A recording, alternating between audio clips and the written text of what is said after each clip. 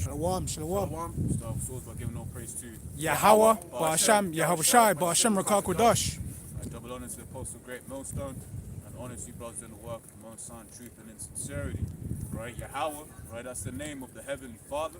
Right, Yahweh Shai is the name of his only begotten Son. Right, we must need reverence those names. In fact, we could start at Acts 4 and 12. Yep, sure. Right, because in these days that we're coming into, man, those are the only names that we can call on, right? In the hopes of salvation, man. This is Acts 4 and 12, and it says, "Neither is there salvation in any other, for there is none other name under heaven given among men whereby we must be saved." Right, so and that's it, right? There's no name given under heaven wherein we must be saved. Okay, right. So that's the only names that we can call on, right? And if you can, if you get me Ezekiel 36, right, from say maybe the 20th verse, right? Because when we're basically talking about the things that are going to happen to this world, that are getting ready to happen in this world, right? The people need to know who did it. Right, so that's why we call on the name of Yahweh Hashem Yahushai. Right, we're saying, okay, cool, this is gonna happen, then that's gonna happen, then that's gonna happen, so that when it happens, Yahweh Hashem Yahushai's name is glorified. Okay. Ezekiel 36 verse 20, and it says, "And when they entered unto the heathen, whither they went, they profaned." Oh, so if you read up one, 19 maybe? 19, the sky. Son of man. House of Israel. Yeah. Come. This is verse 16. And it says, "Moreover, the word of the Lord came unto me, saying, Son of man, when the house of Israel dwelt in their own land, they defiled it by their own way and by their doings." Yeah, so when the Lord brought us in and had us in the land of Israel, right, guess what? We went off, man. Right, and then that's how we ended up in this predicament that we're in right now. Right, just catching on. You can, if you pause there, you get Micah 7. Was it Mark 7 and 9? All right, this is Micah, chapter 7, and verse 9. It says, "I will bear the indignation of the Lord Yahweh Ba'asham Yahweh Shai, because I have sinned against him." Right, and that's it. And that's why we're in the predicament that we're in, because we went off. We sinned against the Lord. Right, and when we sinned against the Lord, guess what? There was punishment for that, which we're living through right this second. Okay, right. So, and finish that, and we can go back to Ezekiel. And it says, "Because I have sinned against him, until he plead my cause and execute judgment for me, he will bring me forth to the light, and I shall behold his righteousness." Right, because all we can do is wait for Yahweh Hashem Yahushai to lift us out of this predicament that we're in. Right, because you get jakes that think that they can, do all manners of different activities to come out of the situation. Right, for instance, you get the jakes that say, yeah, invest. Right, that's the way. Our peoples, right. We need to invest, and then we can get out of the situation. Nah, we're in this situation because we were not. Right, and then Micah 2 and 10 also, this ain't our rest, man. Right, so it's always gonna be like this for us. Okay. If I can just make this point, just to add on to what you're saying as well.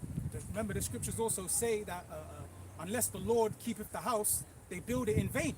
Yeah. And you see that.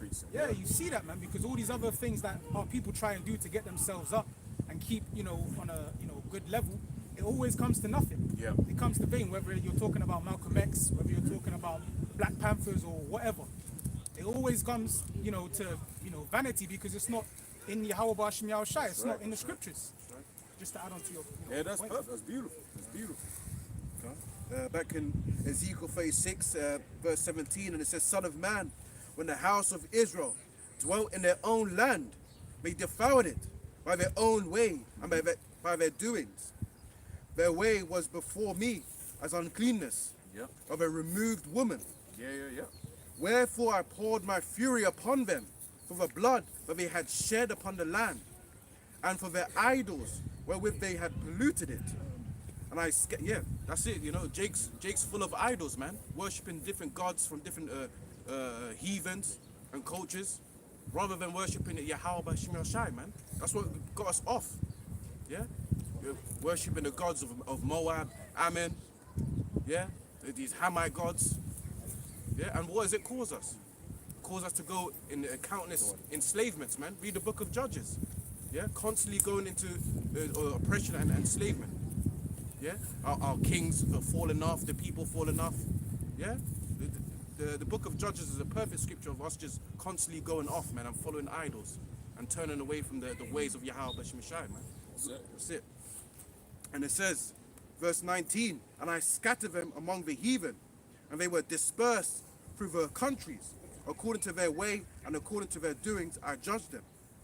And when they entered into the heathen, whether they went, they profaned my holy name. Yeah, so, for instance, I always remember the story that the brother Nate told one time, right? You know, he was speaking with his, speaking whatever with someone, and I said, yeah, man, you know, these are real children of Israel, right?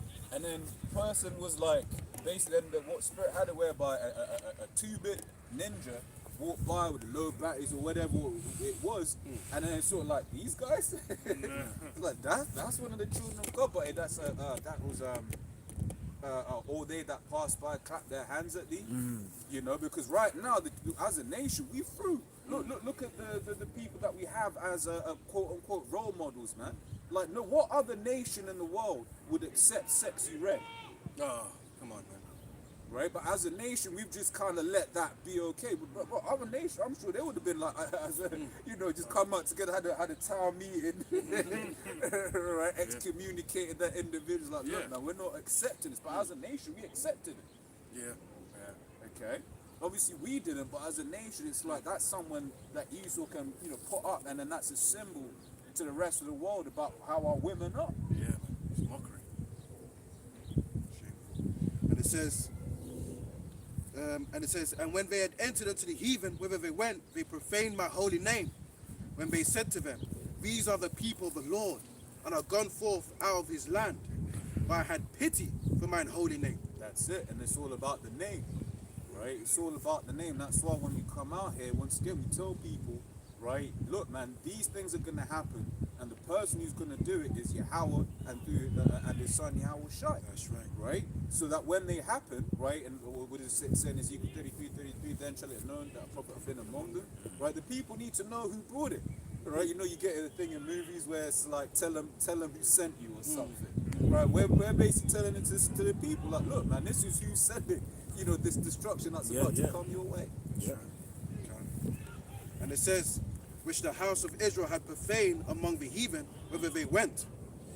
And it says, therefore, verse 22, therefore say unto the house of Israel, thus saith the Lord God, I do not this for your sakes, O house of Israel, but for mine holy name's sake. Right, and I've always found that bad about the Most High, man. He's like, look, man, I brought you down, but I'm not even saving you for you. Wow. The word went out. So it's already bound. Within that, it needs to be fulfilled. That's it. That's right. That's right. And it says, but for mine holy name's sake, which ye have profaned among the heathen, whither ye went, and I will sanctify my great name, which was profaned among the heathen. Yeah, but because right now, man, you had that scene in V for Vendetta where it's like, the world got worse because of godlessness. Right? When you look at this world, it's godless, man. Right? The things that the deviancy in the world, the sexual deviancy, that's like the top thing in this world. It's just so much so that living in righteousness, you get looked down upon. Right? What was it? You got the precept in words in Isaiah. I think they because basically don't do the things he that departed from evil maketh himself a prey. Exactly. Yeah. Is it Isaiah 59:15? Yeah. And that's that's a part of signs of the downfall of a kingdom, Yeah. which is decadence. Yeah. People just being abominable. Yeah, and to add, because decadence, when you actually look at the word, means decay. It's not a good word. Yeah. Ooh, he lives a decadent lifestyle. Meaning he's decaying. Yeah. I've got a precept on that. 1 Peter 4:3, for the time past of our life may suffice, as to have wrought the will of the Gentiles, when we walked in lasciviousness, lust, excess of wine, revelings, banquetings, and abominable idolatries, wherein they think it strange that you run not with them to the same excess of riot, speaking evil of you. So yes, it's not even the righteous lifestyle is if you're not engaging with their wickedness, their madness, they're going to be looking at you sideways. Yeah. And you can see like this is a time now where it's like really, especially the so-called black culture that has gone completely left field. So they're thinking like, oh, they might be like going to run a train, they might be doing some funky business. Then they'll be like, yo, come through, and it's like, she's like, nah. Yeah. Yeah. Like if you're a person that's like, look, man, if this girl's got like a partner, like I'm not interested. People scoff at that. Like, what do you mean? You know that whole spirit of Mr. Still your girl. You know, me and Mrs. Jones. It's like it's cool to. It's cool to scoff against the Most High now. It's cool. Being down with adultery, according to the world, you're off. Being down with drugs. The drugs is a big thing in this world. You're off. I mean, like when they legalized weed in America, man, that's all you hear. Well, even before it was legal, all of them Edomites, you know, will be like, yeah, man, you know, got some, you know, got a joint, and this, that, and the other. Like 420 spirit. Yeah, now they're the ones that are mainly doing it. I remember hearing one story of like guys are just trying to sleep in their apartment, but then all they have in events, like it's just weed going up. You know, just making the people more and more docile. I mean, that's one thing, you know, I'm just like, bro, why do they legalize that shit? Right? Now the evidence come out, it leads to psychosis, which, you know, I always could have told you that for free. Like, that's the thing, when the poor man's wisdom is despised. Like. Oh, and then even in certain parts of the world, they actually do them nude bike rides. They do that shit in London, man. They do it in London, Where it's like there'll be kids around. I'm like, bro, I remember they came past the camera, I had to turn the camera out so we didn't like get struck by youth. Then it was like you're seeing people with their kids, then it's just like a parade of like naked middle-aged people, which is completely off. That's pure confusion. But again, it's these are the things done at the top, so it's all filtering down. All those diverse lusts, that's the baseline now. More on that? No, I'm done on mine. More on Ezekiel 36, and it says, verse 24, "For I will take you from among the heathen and gather you out of all countries." Yeah, because if I could say one of the curses, Deuteronomy 28 and 64, is that we'd be scattered, man. That's right. We'd be scattered, and one of the things the Lord had it whereby, for instance, I can grow up in London, where it's like it's tiny. Like London, when you look, it's actually tiny in comparison to other big. What, 10 million people in 20 mile radius, right? 20 mile diameter, right? So you got like loads of different, you know, heathens all up in the thing. But then you get to see someone's like, bro, this is a Jake. you know, I grew up with like what Bengali Jakes, so-called Bengali Jakes, so-called Turkish Jakes, right? You know, so-called. I mean, just look at our kid. You know, I think this brother's the only one in the side. Scattered. Small sanctuary. That's it. It's like you don't. It's especially with how like America's very segmented. So people don't really, they don't leave their regions. They don't have the same level of mixing. So it's like here, because everyone's kind of like hard on top of each other. Then it's just become where it's basically now it's becoming clear. Jake's really scattered out here. Really. Like you'll see someone might just have like dance, they might sing, they might do certain things. It's like the Turkish youth. Like even in school, before I even found the truth, you'll kind of chill with certain men and just know them. So you'd have like a different dynamic, but then now it's it's become clairvoyant. It's all through the spirit. Yeah, it is through the spirit. Because you know, back in the days, like when you're in the world, you might be with a certain Jake. It could be like a white-looking Jake, and you might, out of ignorance, but it's a spirit. You might say, you know, this brother's bare black, bro. But really, you're saying he's an Israelite. Well, you're in ignorance, you don't have the truth. And then even like in school, there's like white Jakes that might get cussed out. Man, this guy's trying to force it. He's trying to, but really his spirit is bonded with Jake because he's Jake. Bro, you can't fake Jake. There's Edomites that might try but at the very spirit of it, because the spirit bears witness. You can't fake that, man. You can't, man. You know. That's right. And it says, for I will take you from among the heathen and gather you out of all countries. And I will bring you into your own land.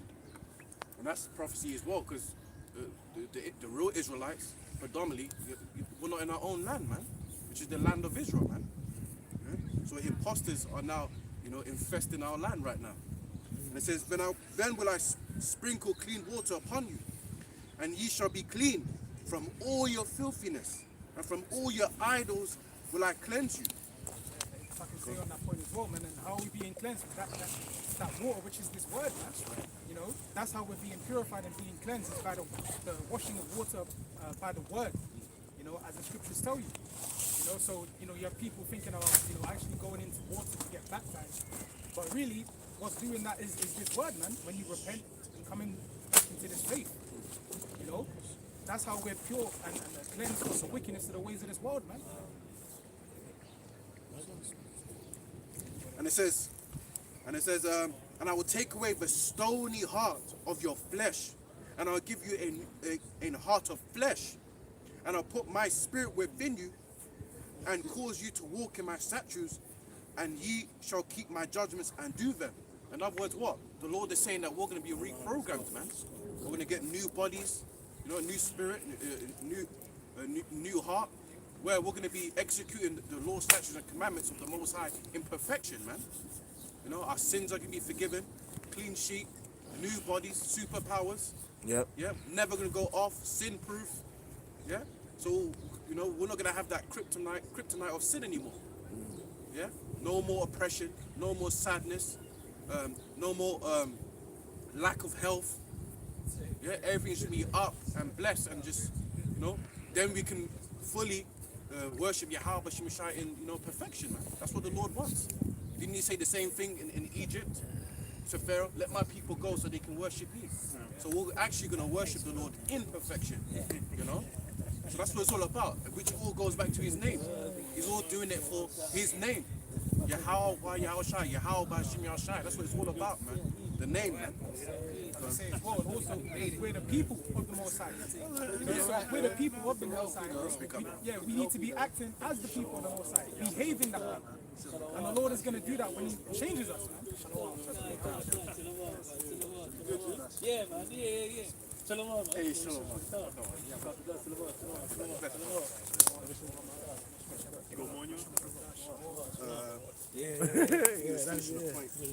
So basically, we're the people of the Lord, man. The 12 tribes of Israel, so-called Negroes, Latinos, and Native Americans, all right? And, those of our people that are scattered, the Lord has put his name upon us. Imagine that. Israel, Yahshua, he is a prince of God, man. Prince of the power. But when you look at our people today, like, how do we act? We're fruit.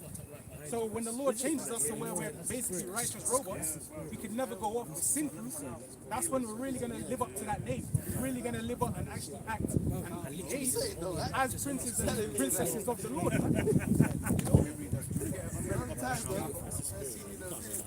Last verse, and it says, and ye shall dwell in the land that I gave to your fathers, and ye shall be my people, and I will be your power, your God.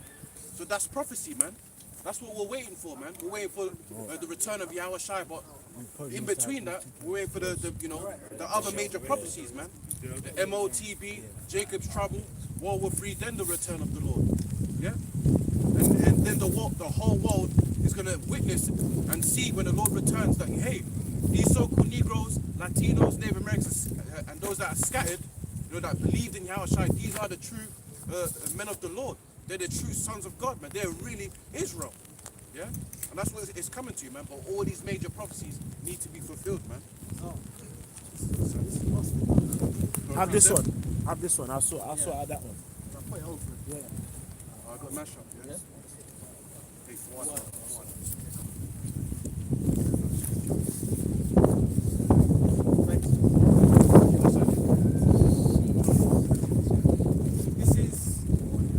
This is Amos chapter 3 and verse 1.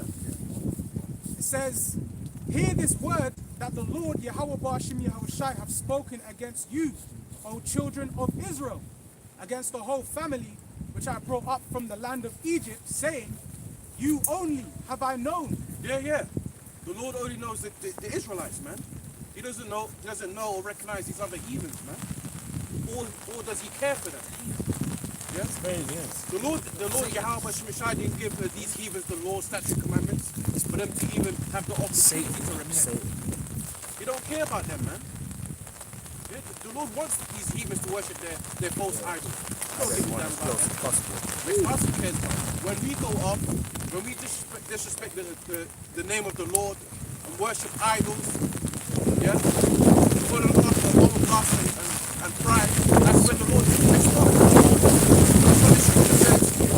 Yahweh Shemashai basically what? Hailstone.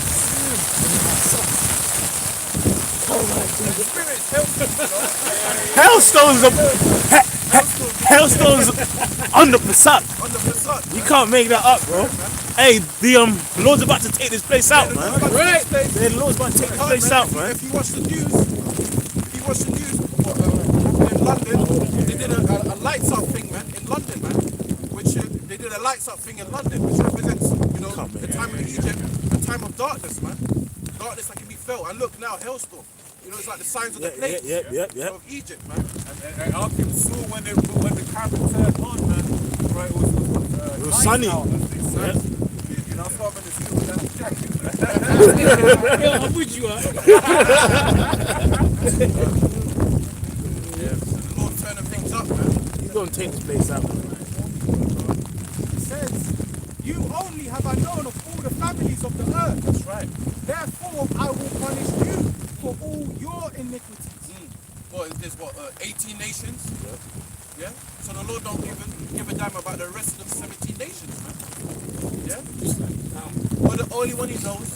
We're the only one he cares about. And we're the only one he's gave his law, statute, and commandments to. And Yahweh Shai died for, man. Starting with the elect. Yeah? Look. So you even, you're at a loss, man. You ain't got no hope of salvation. Yeah? You ain't got no hope for a kingdom. Yeah? You're just destined to be slaves, man. That's it. Yeah? Slaves, man. This is Deuteronomy chapter 7 and verse 6. For thou art an holy people unto the Lord Yahweh Bashem Yahushai. The Israelites are a holy people, man. Yeah? What does holy mean? Separate, man. Set apart. So what's actually supposed to be divided from the heathens, man? Yeah? Divided in terms of plot of land. Divided in terms of culture. Yeah? Divided in all things, man. In wisdom, knowledge, understanding. Scriptures. It's supposed to be divided.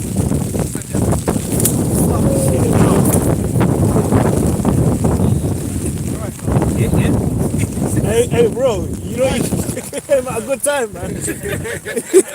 Yeah, a good time, bro.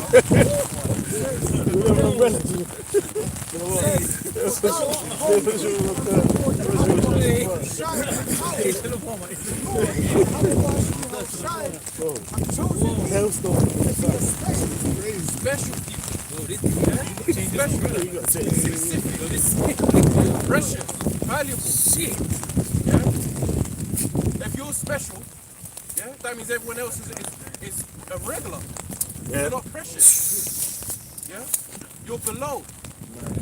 So you're damn right, man. There is hierarchy in the Bible. The Lord deals with hierarchy. Yep.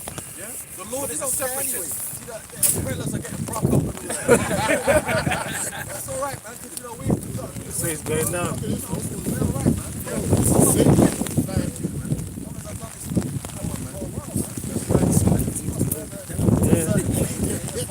Strong and mighty, blood. Inside out, let's do it. Yeah. That's before Proverbs saying that the sun was like kind of nice. It was like driving up here. Bro, before, man, it was a perfect day. Listen, what's going on? Skipping through the tulips, man. It was hot, yeah. I thought this was too much. Nah, I'm glad I bought this. Yeah. That's it.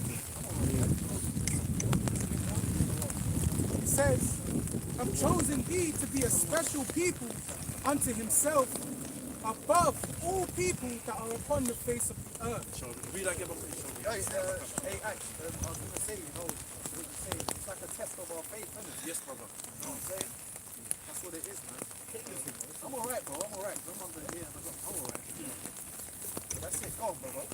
Test of our faith. You know, because sometimes it can be cold, it's randomly raining, hailstones and all that. You go out and teach, man. And then, obviously, we're not stupid. If it's snowing and over the top, you're not gonna, but this today's the Passover. It's a lesson before. You come out, curse this place out, do the ceremony, and don't watch the place go down, man, over time. That's right.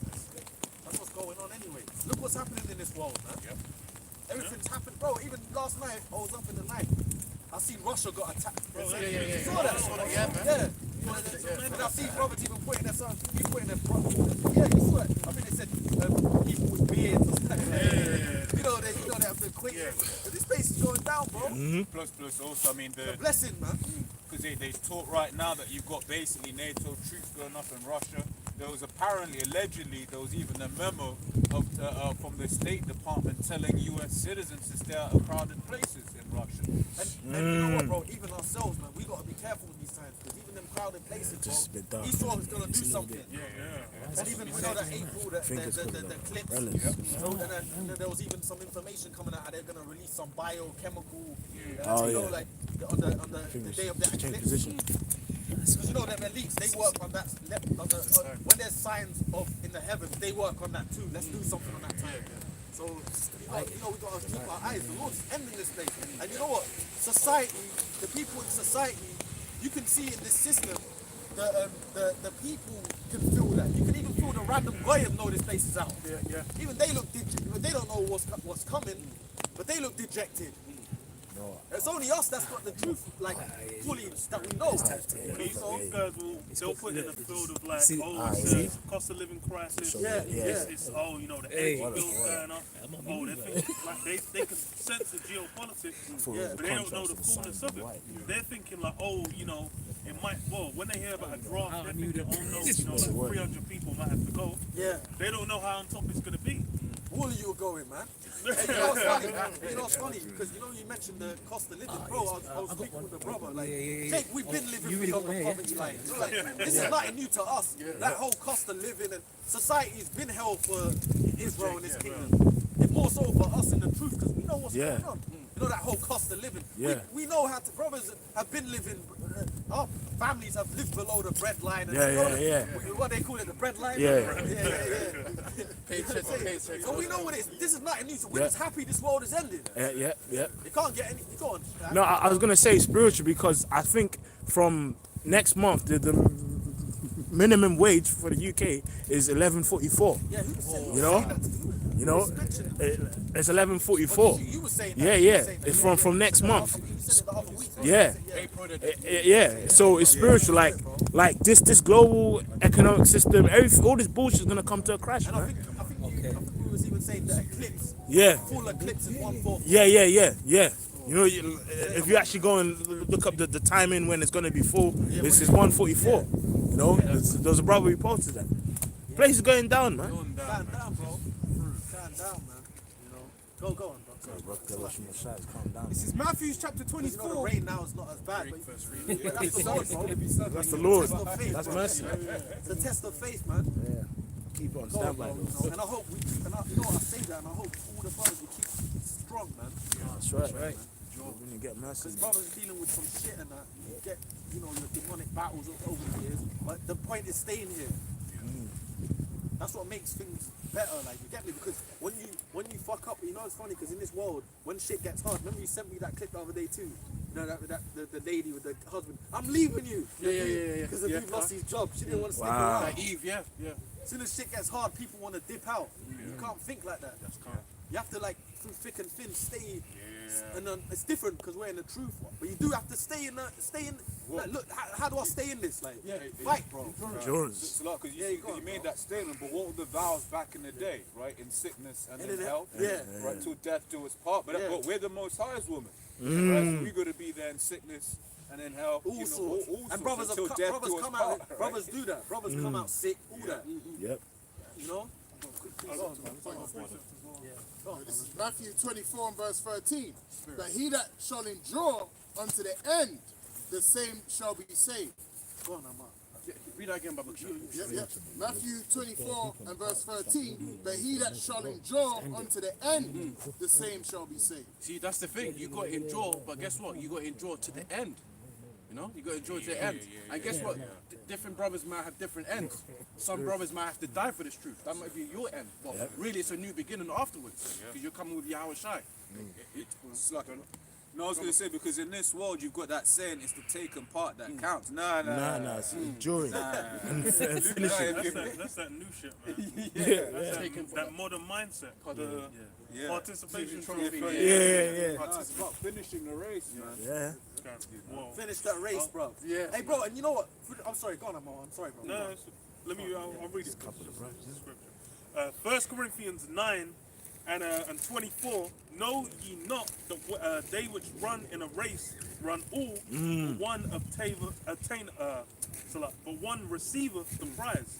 So run that ye may obtain. Oh, okay, that's a beautiful scripture because you know what that reminds me of?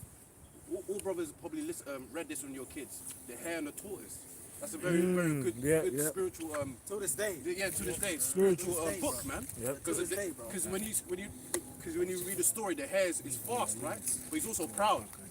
Yeah. He blazes through the race and he says, you know what? I can chill, man. I can take a nap. Don't worry about this race. This turtle he can't do nothing around me, man.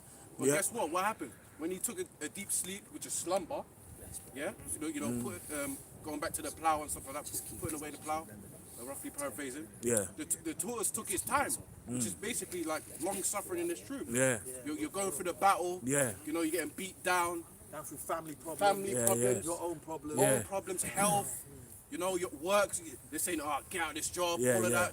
Say You know what? I just wanted to add. It makes me think about Matthew 13 with the parable of the seeds. You know, like the one on stony ground, it sprouted up quickly, but then it got scorched. That's it. You know, but then it speaks about the seed on good ground. It dig deep.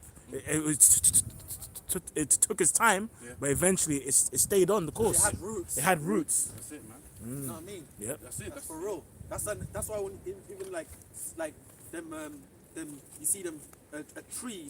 You ever see them massive trees? Even when Esau cuts them, they're never going. Because Esau, I've seen them massive ass trees in forests. Esau hews them down, but that trunk is in that. They can't do you nothing. can't do nothing to it. That trunk is deep into the soil. So that's like the Lord kind of used them analogies. He mentioned, you just said it. The roots. Precept? Yeah, and that's what. Sorry, go on, Carl. Go on. Yeah, Salakis. Yeah, that was gonna say. That's you fighting. Yeah. The more you fight and stay in the truth, the more your roots grow. Yeah. Because You're learning shit. So I was saying, because I remember you did a video years ago about like when a tree gets shaken and then that's how it gets stronger or something like that. Yeah, the roots. The The roots have to go deeper into the earth. Yeah. You know, because of tribulation, the wind. Exactly. You know what I mean? But in order for the tree to stand, the roots got to be deep. You know what I mean? Otherwise, it'll get uprooted. You know? So the deeper the roots, but you can't. But the thing is, the trick thing is, that you can't see how deep the roots go. You know, because all you're looking at is the grass.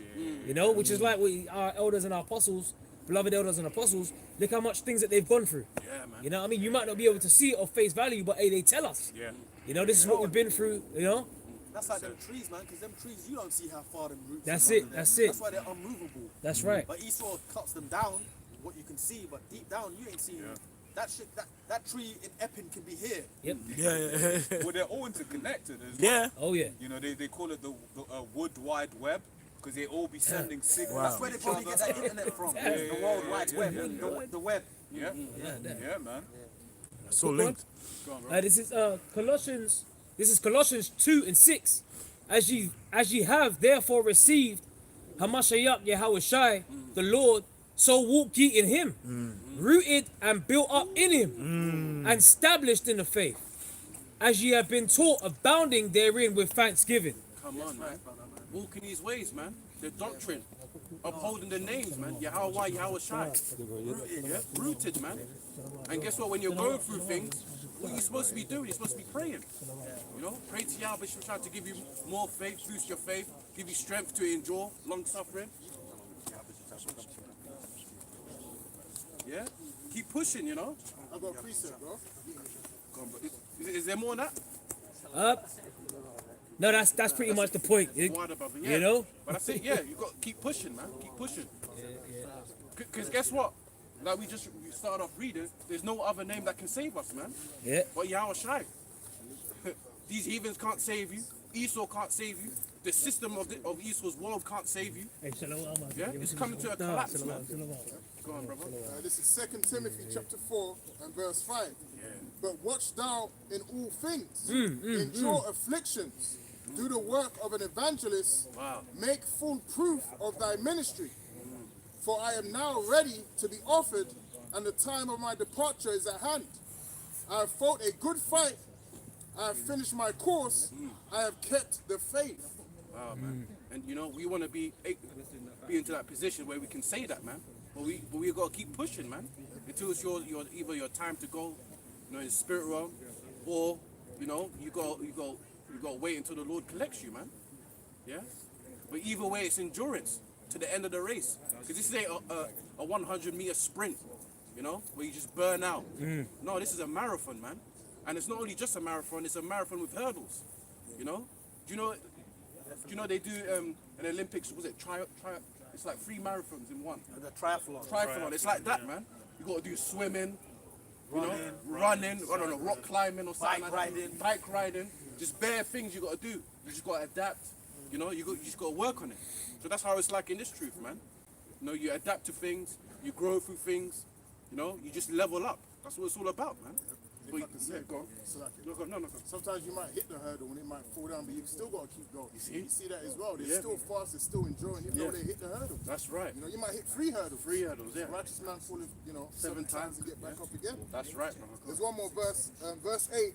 Henceforth there is laid up for me a crown of righteousness, which the Lord, the righteous judge, shall give me at that day, and not to me only, but unto all them also that love his appearing. And that's what we want, man. That great coronation, man. We want to be a part of that. You know, the Lord's holy hands, putting a crown on your head. Yeah. Come on, man. What a sight to behold. That's great and honorable, man. That's more than these, these championship belts in boxing, the UFC, or gold medal, World Cup, gold medals in the Olympics. It's more than that, man. Well, bro, you know it's funny because when you think like that more, you look at the world, you look at the sports world and arenas like that. It's true. It's like even when you look at people go to stadiums to scream for people throwing a ball in the net. It's like it's ridiculous. Over time, you know when I first came, you want to because you might be into your local team, but like you think about it, it's like, bro, this don't even mean nothing. Nothing, man. It's like, I mean, it's good for a bit of entertainment after camp. You watch the highlights, but you know, like people invest their lives in that spirit. They want to get up in that arena, make it. And then not just if they don't get up in the arena to make it, some just invest their lives in watching it. They'll spend millions following their team. Yeah. You know, it's like the carnal, you know what I'm saying? All for what though? For what? Yeah. And when you think about it, it's like it's Jakes throwing a ball. I mean, they're like athletic Jakes and all that, throwing or kicking a ball. It's entertaining. But it's like we're not born to kick footballs, man. Yeah, man. We're born to be kings. That's it, man. With the Middle Ages, they called it the divine right of kings. Come on. We're a lineage of royalty. Righteous royalty. So we're supposed to learn these ways. See, Esau dumbs our people down, man. Listen, grow up and become LeBron James. So every Jake aspires to that. You know what I'm saying? It's where your mind's into. Yeah. Which all of those things are just distraction from you coming to the knowledge. That's what it is. That's what it is. Yeah. He don't want. Come on, if every Jake woke up and they're into the scriptures, that's the end of this world. What the Lord said it. If you all turned and prayed to the east to me, I would end this society. But you know the Lord's got His plan. That's it, man. But you know, you're right. Come on, the Spirit. Yeah. It just shows you that what. But you see, even Mike Tyson, remember when he threw his belt? Yeah. It means nothing. It's garbage. It's garbage. It's garbage. He said, to you, it's championship. This means nothing. Yeah. He said, and he was undisputed. Yeah, because they. Imagine now he's fighting what's his face? Oh, Jake Paul and that. Jake Paul, a YouTuber. So really, it all ends up being vanity. Bro, he went from being this Clash of the Titans, and now he's fighting a Jake Paul in his 60s. I mean, how old is? I mean, which is all good. He's gonna get his money, but that's how it shows you it's all bullshit. Vanity, man. Vanity. They use Jake because Jake is, they know who Jake are. But then at the end of the day, look at it now. Now he's fighting a YouTuber to get change. You know? Quick scripture. Go on, This is Psalms 137 and verse 3. you go on, man. For there they that carried us away captive required of us a song, and they that wasted us require of us mirth, saying, sing us one of the songs of Zion. Yeah, and that's what's been happening, since slavery and even till now, man. Yeah, yeah, yeah. Why don't you dance for us? Yeah, then we'll give you some coins. Yeah. Why don't you jump over a hoop and throw a ball? Yeah. Why don't you kick a ball into the net?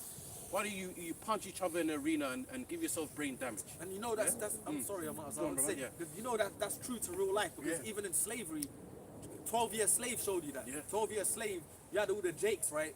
And then they were like the fucking Edomite woman, the slave plantation owner's wife. She woke all of them up. Remember, to dance. Yeah. And then one of the Eves, she was like, what is it? And then she attacked her because she wasn't dancing and singing. He woke them up in the middle. Here it is. I just picked cotton from sun up to sundown. I'm trying to get some rest because I know you're going to do it to me again in the morning. Then she woke them up for entertainment. That's the same kind of thing. See, they don't care about our hell. Just entertain me. That's what the scripture just said, man. They don't give a shit about you. Just sing. But then they don't know what's going on in your life. Yeah. How much of them Jakes in this music world or in this entertainment? They're really, a lot of our people's lives, even in that world, they're fucked up. Their families all fucked up. They're done. But they're just trying to get that deal, which a lot of them get the deal and they're still fucked up, but they got to entertain to keep up the money. See? You know? Go ahead, bro. I got something. This is 2 Corinthians chapter 4 and 17. For our light affliction, which is but for a moment, worketh for us a far more exceeding and eternal weight of glory. Right? So like the brother was saying, the things of this world is all vanity, man. Like Mike Tyson was saying, all that, his belts, all that, those accolades, what is it all for? It really, at the end of the day, it's worth nothing. If it's not in the Lord, if it's not based in the book of life, it's vanity. So what us going through the trials and tribulations now, that's building us up and that's working towards an everlasting glory, man. Yeah. Even Mike Tyson said it, man. Later on, he said, when I first got in the boxing game, he said they were treating it was like slavery. Because them Amalekites was around him, them promoters, and they made millions of him.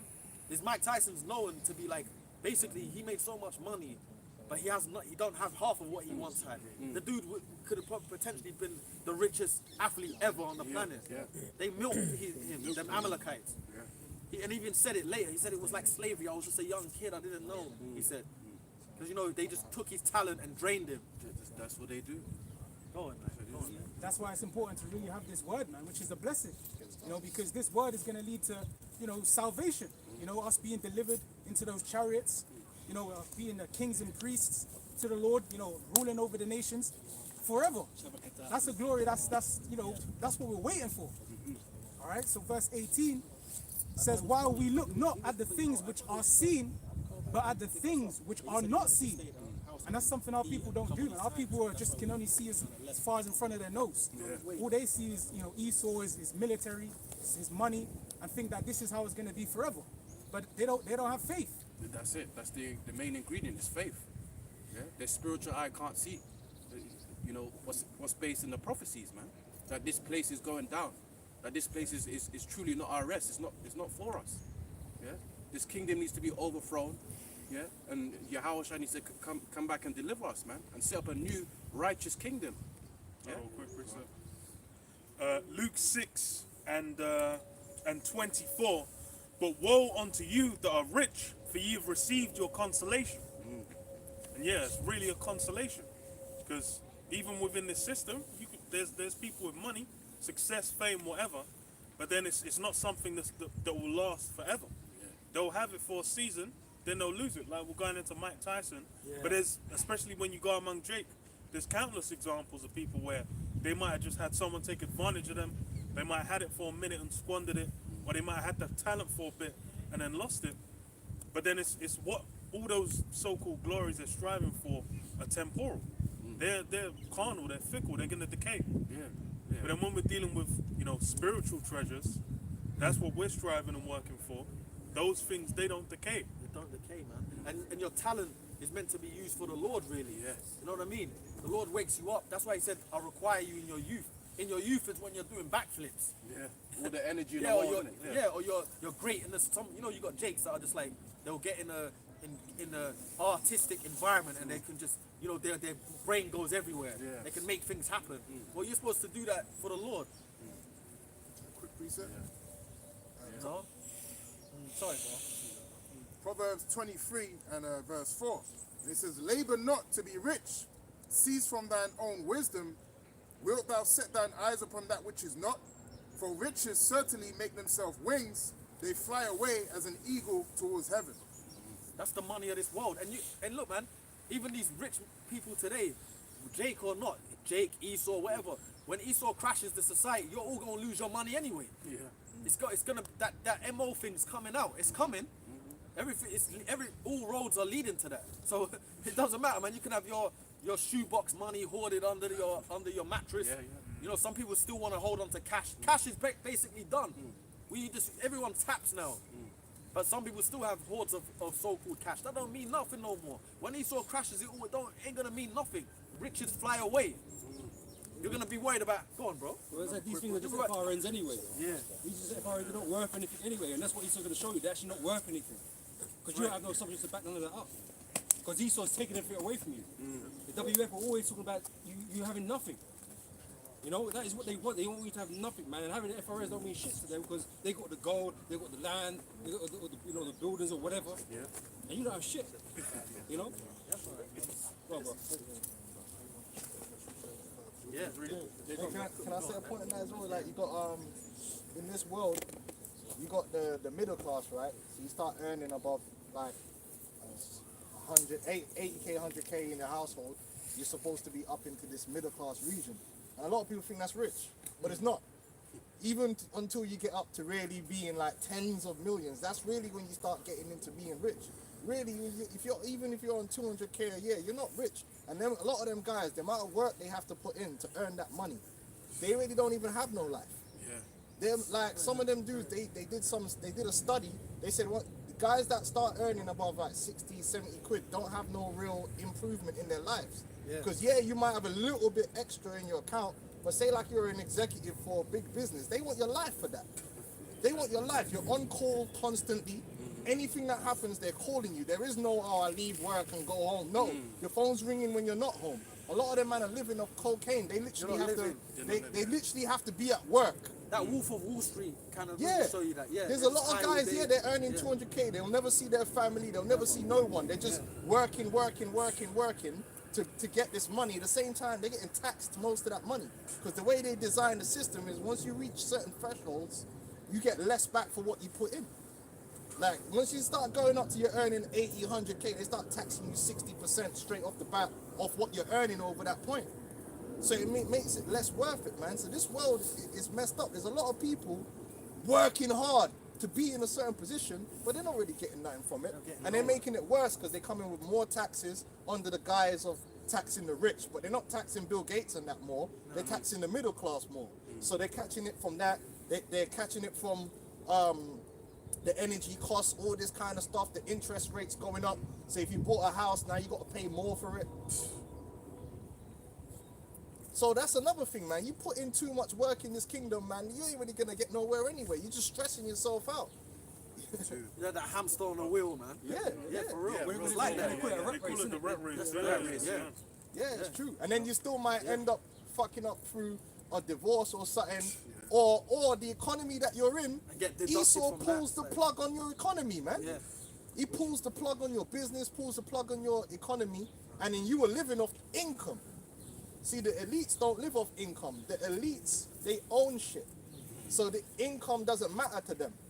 Because if you're renting, if you own shit, people, you're always getting money. Like the Duke of, what's it called? The Duke of Westminster, he owns shit. He's got money, he's got capital in the bank, he's got shares in various different fucking companies. So if one of them implodes, it don't matter to him because he's getting all that. He's a rentier, right? Then all them shops in Oxford Street have to pay him rent. Whether the business is doing good or not, it has to pay him rent. So he's just, them guys are the ones that are comfortable in any situation because but the guys that own the business, your whole economy, look at what C19 did to a whole bunch of men. They were doing good. Business is doing good. C19 come and their life got flipped upside down like Will Smith. Some man went from 300k a year to now nothing. Food bank. Food bank, just like that. And a lot of them stores, like that them dudes own Covent Garden, they're all getting shut. But them dudes that own it still have the land. Yeah, they still own it, But and the- someone else will come in time and start paying them rent again. But they're not paying rent for it. No, but the people that had it for 40 years, they had to leave. They have to leave. It went Yeah. bust. But that land's still owned, man. I've got precepts. Ecclesiastes 2:9. So I was great and increased more than all that were before me in Jerusalem. Also my wisdom remained with me. And whatsoever mine eyes desired, I kept not from them. I withheld not my heart from any joy, for my heart rejoiced in all my labor, and this was my portion of all my labor. Then I looked on all the works that my hands had wrought, and on the labor that I had labored to do, and behold, all was vanity and vexation of spirit, and there was no profit under the sun. So yeah, it was all that labor, and this was talking about Solomon, where he had actual wealth, riches, the rule, but then even what he was building then, it was looking at like, yo, it's all vanity. How much more so now where you're building, funny money that doesn't really exist for someone else. Very few people have actual, the position the brother's going into, where they're actually just above, market fluctuations. But in another, Esau's tricked the world because he's tricked you, the general public, into believing that fucking paper you have in your pocket is anything. You don't have, like the brother was saying, you don't have land, you don't have gold, you don't have silver. Most people don't, you don't have cattle. That's real wealth. You don't have none of that. You're boxed in, working in a circle for paper notes that he can just take away when he's ready, or just give you loads more of it. You know what I'm saying? Yeah, go on. It's go like a on, go on, casino, man. Yeah. This is Esau's system. Really, it's Yeah. it's the system of the elites, right? Because the money goes to the top. It stays up there, man. That's why the rich and poor divide always getting bigger, right? But the house always wins because it's rigged for them to win. Always. So yeah, he might let you win a couple rounds. You might get some chips, man. Yeah, I'm doing great. But the longer you're in the game for, the less you're gonna come out with, man. And that's what he's gonna pull the rug on everybody, man, and leave you with nothing. Yeah. Well, quick article that's heading. It says, this is from the Independent. It says half of working private renters one paycheck away from losing their home. And that's stress. You think Esau, you think they're stressed like that? You think they're worried like that? Of course not. That's for you lot. That's for us lot to be stressing out about. Not knowing how you're gonna get through to the next month, man. Next week, in some cases, Well, you're hurt. Hey, you do what he's going, you get a job, you're on now, you're going to be making it. Yeah, you ain't getting anywhere. You might encounter certain goyim in your job, they think they're doing well. You're on now. Like, bro, I'm content with the Lord already told us how to think. Get your daily bread, get some money, have money in your pocket, eat. You know what I'm saying? You know what I'm saying? Pay your rent, make sure you can function, but we ain't thinking about, you know what I'm saying? Longevity. These little jobs are going to make us rich. Like that, no, bro. Wealth is when you, like brothers were saying, you have the land, you own, you telling people what to do. That's wealth. I don't have to do nothing. It's all coming to us. That's what we're gonna get, man. When you're self-sufficient, you can be like that. Yeah. But when you're dependent on the system, because Esau makes you dependent on the system, right? That's where it just leads to that stress. You Like can't some rest little- easy. Some little shitty You job, get like. Isaiah 5 and 8. And that's why when we went into the land is actually a big part of our law. There's a whole massive section of our law dealing with land and retaining ownership of the land according to your fathers. There's like a foundational level to build upon, man. You can't have that. If you don't have that in a society, what you have is a system of oppression, which goes back to the way of Egypt. That's why America is Egypt all over again, because Egypt was like that. In Egypt, Pharaoh owned all the land, him and his priesthood owned all the land, and the people were basically renters in the land. And it tells you in the scriptures, so they had to pay a tax on everything. Everything they did, they had to pay a tax because they were on Pharaoh's land. If they planted food, that was Pharaoh's land. If they live in the house, it's basically Pharaoh's house. Now the Israelite way wasn't like that. Every man in his inheritance had his own land that was within his family, and you couldn't even lose that land forever. You got the year of the Jubilee and all these things which will put the land back into your ownership. and you weren't taxed on that land. You was taxed on the increase of that land according to the tithings. You know, the increase, which is the profit. You got that Isaiah, but when you get oppressed in an oppressive system, nobody owns anything. One man will own everything and tax you to live in it. That's a landlord system. That's a system of oppression. You got that Isaiah? Isaiah 5 and 8. You can go up a bit more than that. There might be a bit of but that Israel, we started doing that to each other, and that's oppression. It's wickedness. Hey, the Dark Ages. Okay, Isaiah 5, I start from verse 3. And it says, "And now, O inhabitants of Jerusalem, and men of Judah, judge, I pray you, betwixt me and my vineyard. What could have been done more to my vineyard, but I have not done in it? Wherefore, when I looked that it should bring forth grapes, brought it forth wild grapes. And now go to, I will tell you." That wild grapes also, that's why you get the wild olive tree and the natural. That just represents like Jake that are going off from the proper way of being, which is according to the law, statutes, commandments, man. The proper cultivation, the proper culture. Being wild and corrupt. You know, he's got these guys still trying to bring heathens. Come on, it's 2024. You know what I mean? They killed Kobe, man. Come on. Let's get over that, man. And now go to, I will tell you what I will do to my vineyard. I will take away the hedge thereof, and it shall be eaten up, and break down the wall thereof, and it shall be trodden down, and I will lay it waste. Yeah, that's the safety that Yahweh Hashem Yahushua provided us, because security is paramount. I don't care what you got. Listen, you could have bag of gal, bag of money, bag of everything. If you ain't got security, you really got nothing. And Yahweh Hashem Yahushua gave us that security, that hedge, that if the enemy rise up against you, they will fall. That's what you need. If you ain't got no security, you're fucked. Because at any moment, a man can just come in and mess up your whole, take what you got, mess up your whole function. You need security. That's how a society needs to work. That's why you have militaries, that's why you have police. It's called law and order. Without law and order, which is basically another way of saying security, you can't do business, you can't operate, because no one can operate in a no man's land. You need to be secure. That's why the first thing any decent society have is they secure themselves. All right, so no man can't mess with us. Now we can operate. And this is what we're learning, man, how things are supposed to be. So the Lord took that security away, and we got ate up by all the different nations that came to conquer us, including Esau, Edom, the so-called white man. We don't have no security from Esau. We got zero security from Esau. Esau can do what he wants, when he wants, and how he want to do it. And the most our people could do is get some permanent markers and some old Amazon boxes and start writing shit on there and walking up and down the street. You know, because we got no security from this man. And I will lay it waste. It shall not be pruned, nor digged, but there shall come up briars and thorns. I will also command the clouds that they rain upon it. For thy vineyard of the Lord of hosts is a house of Israel, and the men of Judah his pleasant plant. And he looked for judgment, but behold, oppression. Oppression, because that's it. Yeah. Judgment's supposed to come from the law, and you look at the law, it's equal. It doesn't matter whether you're rich or poor in the law. If you're rich, you can't steal from a man.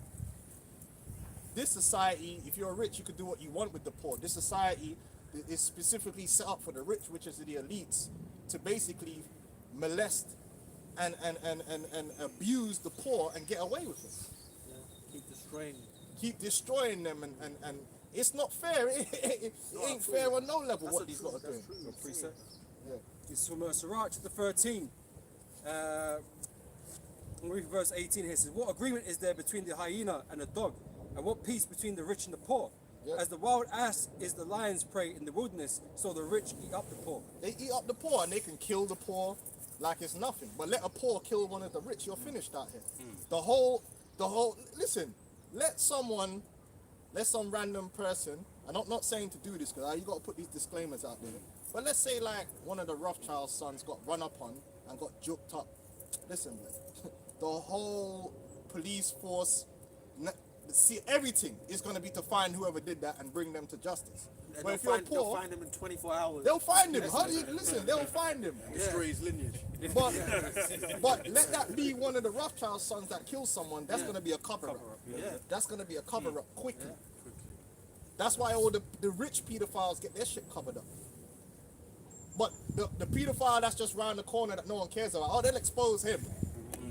But how many politicians don't you remember that there was a dossier, there was a investigation that was done, and it exposed all these pedophiles in the Houses of Parliament, and what's her name, Theresa May, she was the head of it. This was back then when she was working with what's that thing for? Is it something of justice? Ministry. Ministry of Justice or Scotland Yard? One of them blood clot things, yeah. Was your home secretary? She was, yeah, it was before she was Home Secretary. she was home. Anyway, she buried the whole investigation. Why? Because a whole bunch of these politicians, their names were being put forward of dealing with these young boys and so forth. And of course they're gonna cover that up. Yeah. Of course they're gonna cover that up. But if that was a normal bread, they won't need to. Look at Jimmy Savile. They covered it up until the day he died. Why? Because he was in bed with the elites. So he's just a scapegoat. Yeah. Jimmy Savile. There was the people. I'm sorry. There was a one in, I think, Birmingham or like somewhere up north where it was all the so-called Muslim guys were saying these guys were like running around like little white girls and whatnot. That one got everyone in a furore. The Muslim grooming gang. That's Tommy That's Robinson. whatever. Tommy Robinson was breaking legs over that. But then that's where. But then when it comes to, like you said, the elite, you barely hear that in the news. That's who's really doing it. yeah, and then you got these big corporations. By the way, because we had to learn a little about how the court systems work, and the court system basically works that you could win a case just by prolonging the case, because to work a case you need money, right? So them big corporations, they could be guilty as hell, but if they could find a way to prolong the case to like 3-4 years, they can force the other side to back down and kind of take the lesser. It's a war of attrition. It's a war. It becomes a war of attrition. That's why there's a saying: justice is it prolonged? Justice something like that. Justice deferred or some bullshit. Whatever it means, I forgot what it means. But basically, it means that the whole point is they really want the justice system to move quickly. But these corporations won't let you do that. The lawyer will find all the loopholes to like, no, we need to get this and we need to get. You got it? Is it justice delayed? Is justice denied? Justice delayed is justice denied. So that's how a lot of the corporations do it. Because you as a little guy, you ain't got. You know how much them lawyers cost to retain a lawyer to work? Oh no. You ain't got that kind of money. So you got to get a good lawyer. You gonna have to drop. The lawyer's looking for what, like $500 an hour or something more than that. $2,000 an hour of work. You know how long it takes to read through all them legal briefs and all them kind of stuff? So that if your thing gets prolonged for 3, 4, 5 years, that big corporation's got millions and millions and they got lawyers on retainer, they could last 5 years. You can only last 6 months, a year. There comes a point where that, listen. And then you're broke as well. Yeah, take this 50 grand, sign this non-disclosure agreement, right, and shut the fuck up. We know we killed your child, yeah, but shut up.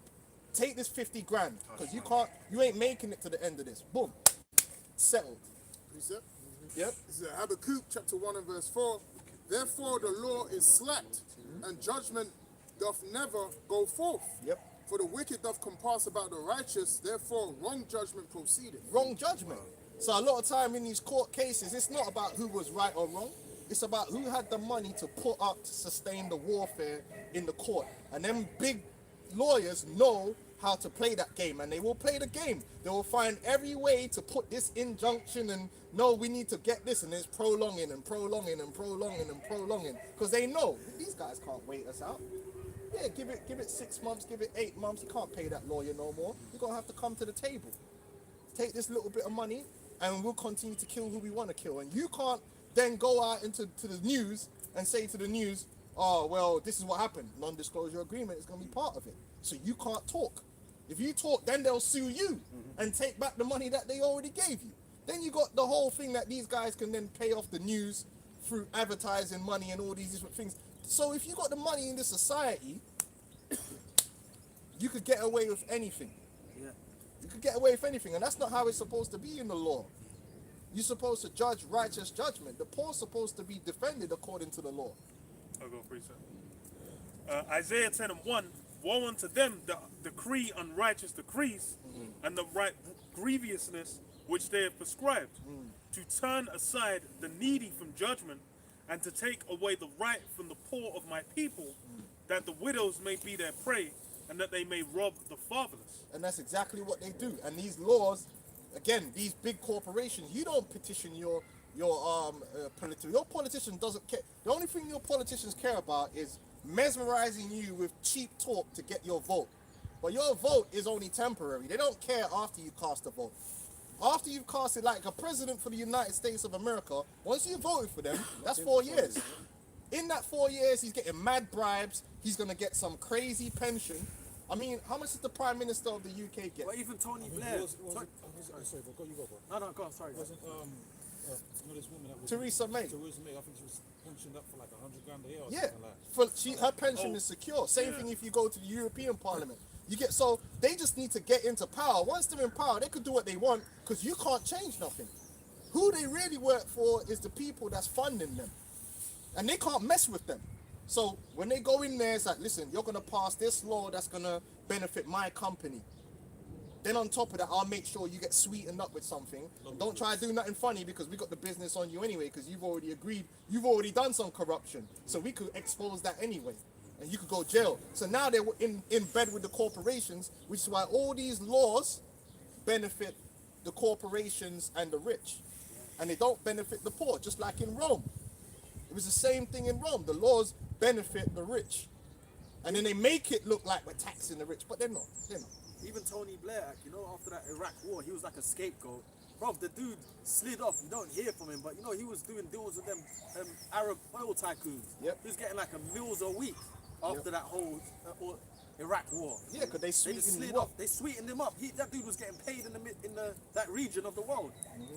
That dude was getting mills, man. You can look into it. Tony Blair, he was getting like mills monthly Yeah. They're not for the people. after his term. Yeah, after his term. Yeah. What's that? This is Sirach chapter 40 and verse 12. All bribery and injustice shall be blotted out, but true dealing shall endure forever. Bribery. This society operates on bribes, and the bribes ain't always, oh, here's $1 million. The bribe could be as simple as, listen, when you're out of office, don't worry, we got an executive position for you in this place, and we'll give you, just like how the mafia do. You know them fake positions that you get. That's how Tony Soprano was making his money. You get that fake job, but you're getting paid off it. Yeah, don't worry, we'll sort you out there, or we'll flip you out of there and put you to work in the US Treasury or the Bank of England, and you get a nice cushy executive job in the Bank of England, or we'll make sure you get these shares in this company in the Congo. You're not doing nothing. You're just getting that paycheck. Yeah, it's just, that's how it But works. the title manager of I don't know, man. Vice president. Yeah. Vice president of vice Oil president. Congo. Yeah, get these people to And he take, ain't doing nothing. Like, yeah. make sure you get these people to take this thing here, you know? Yeah. Because you know how much money they made from selling those things. Oh, And it's a yeah. government, listen, the government contract is the multi-million. sweetest taboo. When you get them government contracts, it's sweeter than punani, trust me. It's sweet, because them government contracts is like millions upon millions, man. Oh, it's sweet, give me that, I'll take that. Oh yeah, buy some bibs, here's 100 million. Yeah, I'll just go to China, put in a little order, and I'll take my 50 million off the top. I'll go Timu. Yeah, man. Hey, this how it works. You know? They ain't doing nothing. Just getting a check, man. Yeah, man. Bribes, man. Yeah. You got more on that, bro? A little bit more. This verse 13, it says, the goods of the unjust shall be dried up like a river and shall vanish with noise like a great thunder in rain. Yeah, that's why this whole society, that's another reason it has to collapse, because this is their thing and it has to collapse. This game that they've been running that they have fun with, the Lord's going to bring it to an end, because they have been having fun. It's been so easy for them to do what they're doing. Like brothers were talking about the music industry before. Bro, these guys sit there, they don't put none of the work in.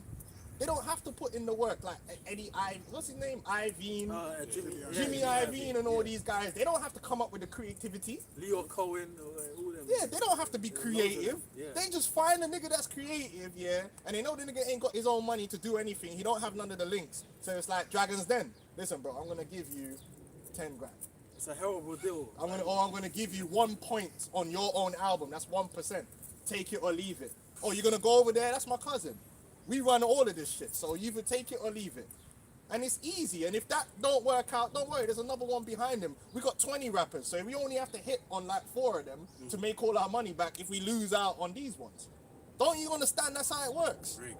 It's rigged. They own all the artists. So they don't need all of them to be successful, because you're not giving the other ones anything anyway. Bro, they're having fun. Meanwhile, you're stressed. Ghetto and picking a new lad, a singer. It's a new farming. spec. You're actually just farming. You're farming human beings. Yeah. And it's Creating easy. it. You already got a function. Just keep it going. Keep it going. Keep it going. They showed you that in that clone Tyrone, man. They were showing you all of that. Yeah, They clone Tyrone. You know, they were showing you how they manipulate the music and all of that, man. You know, Yep. how they got Jake's mind. You know. And it's a control. system. And once you know that system, it's not hard. Any of us could do it. Any of us could do it. It's not nothing super. Nah, you just got the money and you got a system set up, and your dad had it, and your dad taught you how to keep it going, and you just keep it going. Stay out the limelight. Don't let people see you too much. Let them focus on the artist. And you just keep going, man. Is that it on that? Yep. You still had Isaiah, yeah. Yeah. Still back in Isaiah 5:7, it says, "For thy vineyard of the Lord of hosts is the house of Israel, and the men of Judah his pleasant plant. And he looked for judgment, but behold oppression, for righteousness, but behold a cry." Verse 8, "Woe unto them that join house to house." Now, some brothers was breaking it down before. That means actually, well, first of all, how you gonna join a house to a house? That's impossible.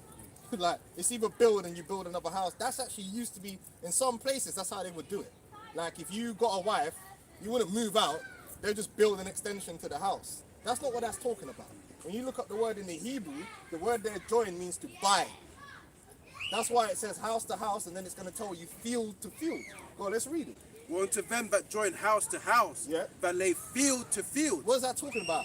Buying. So your thing is, all these houses here, I'm gonna own them. They're all gonna be mine. All these fields, they'll all be mine. Then what happens is, read on. And it says, "Till there be no place." There's no place. So when you want to go have something of your own, well, hold on. There's nothing of my own, because my man owns this. Agreed. So then now what do you need to do now? You need to go to him now, in the want of all things. You want a house? Oh, okay, cool. You can rent from me. The rent is going to be £3,000. I can't afford that. That's cool. There's another guy over here that will come and pay it. I don't give a fuck where you live. And that's the society we live in, right? You see how rent is going up and up and up. And it's in the UK, they said that 10% of the population owns 90% of the land. That's oppression. That means 90% of the population has to go to them to have somewhere to live. That's exactly what we're reading, and our people did that to each other back then, and that's considered to be oppression. You're not supposed to not have your own just to live, where you got to go to someone else and pay them rent. That's crazy. Micah 2:1. Woe to them that devise iniquity and work evil upon their beds. When the morning is light, they practice it, because it is in the power of their hands. And they covet food and take them by violence, and houses and take them away. So they oppress a man and his house, even a man and his heritage. So now what the whole thing they're doing now is, you used to have it where, even in America, you had the Edomites, they went over there and they stole the land from the Native American Indians, but then they had the land in between themselves. So you had a normal, you could go to Texas and you'd have like a normal Edomite family with a ranch, and they have all this land. So what they've done now in America, in South, all these, is they found a way, no, now we're going to take the land from these individual families. Now the corporations are going to own this land. So we're going to bring in legislations that make it hard for that farmer to operate. We're going to make it where financially it's difficult for him to sell his product as a profit. That's why the milk farmers are hurt. The individual little guys that sell milk, they're like, hold on, Sainsbury's is only offering me enough money for my milk. I can't even pay my bills. So surely they owned it all along, the wicked elites. So then now they're getting into a situation where less and less of the farms and the land is owned by individual families that have passed it down. Now it's owned by the big dons. And who's the guy that just bought up a whole bunch of farmland in America? Bill Gates. So it's becoming even more repressive. Because less and less people are owning a private part of everything. The big corporations and the big agro, they call it, they come in and they guzzle everything up. And they can afford to sell it at a price where the little farmer can't sell it. So then you end up struggling, and then you have to sell your farm to them and go work in the city somewhere in McDonald's or whatever. Go ahead. Quick point. This is Deuteronomy 19 and verse 14.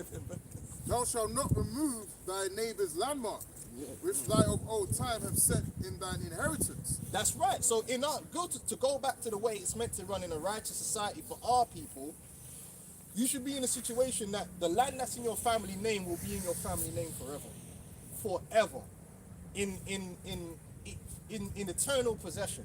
There shouldn't be a situation where you find yourself on earth permanently now having to look to buy another land or to rent land from someone else. You should always have a home base to go back to as your family. And Esau took that away from us, man. You know? It's from Deuteronomy chapter 5, verse 21. Neither shalt thou desire thy neighbour's wife, neither shalt thou covet thy neighbour's house, his field, or his manservant or maidservant, his ox or his ass, or anything that is thy neighbour's. Yep. But Esau is always plotting and scheming. Plotting. And he'll bankrupt you on purpose. Like when you go into the whole thing about the network of care, the way we were in the ancient world, you might have brother over his side and his family, let's say they like farm oranges or olives or whatever. We farm olives, but we're producing olives in the region to help other people. My man might be over here in his wickedness, be like, you know what? If I bankrupt this brother, let me undercut his price. Let me bankrupt him. When he needs help harvesting his crop, I know he needs help, but I'm not going to help him. I want him to be in a bad way. If I could find another way to mash up something else, I just want to make him down bad. So then he got to come and sell his shit to me. Now I own all of this, and his family become my slaves. That's basically how this society works. Predatorial business practice. Capitalism. I had a guy tell me that once when I was working in Aon in central London. He was an Irish guy actually. And he was like, listen, you know what the problem is with the world? And he looked out the window, man was all up in the Crystal Palace and shit. And he was like, see that business there? That guy's making good money. See that business over there? He's making good money. But he wants to take his business. So he's the only one making money. We never live like that in our right mind.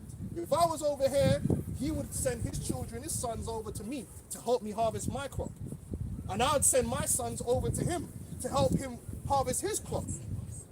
When he's down bad, I'd go and help him. All right, brother, I had a good harvest. I'm a bit short. Don't worry, man. I'm good. Hold some of this.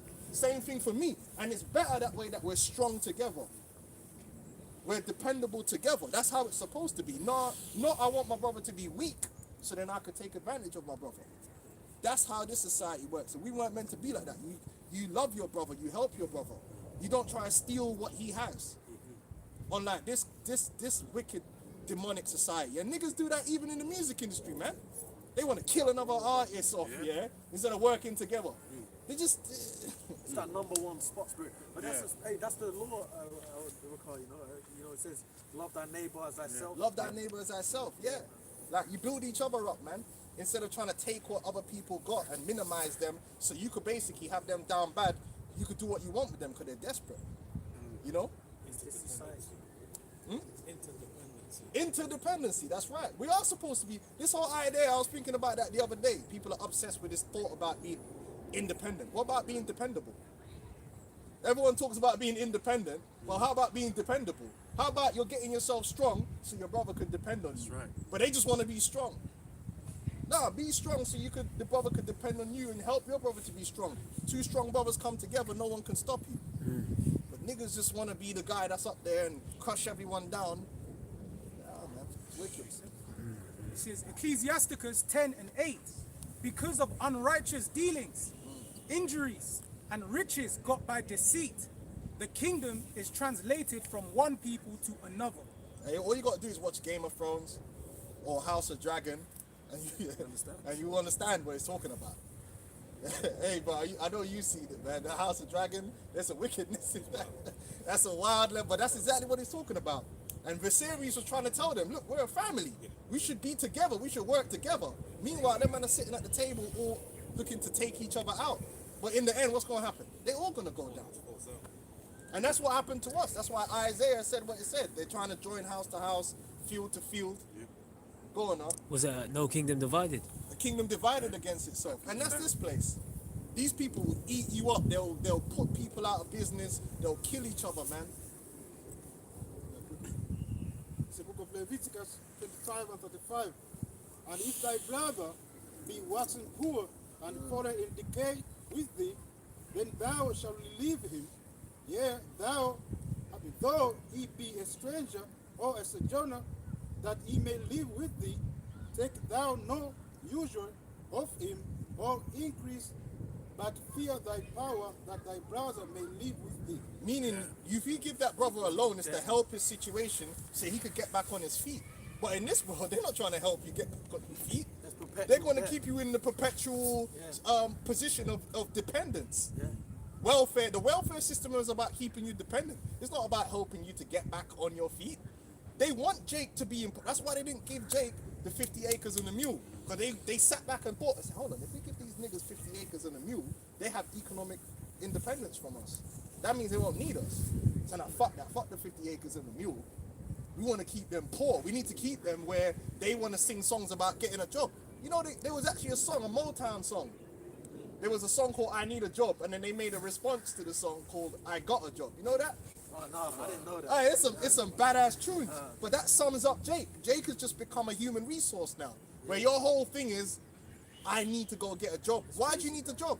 Because you can't work, you can't do nothing for yourself, really. You have no form of production. You don't own no land, you can't farm for yourself. You need to go out into Esau's plantation and work on his land or in his corporation to get anywhere.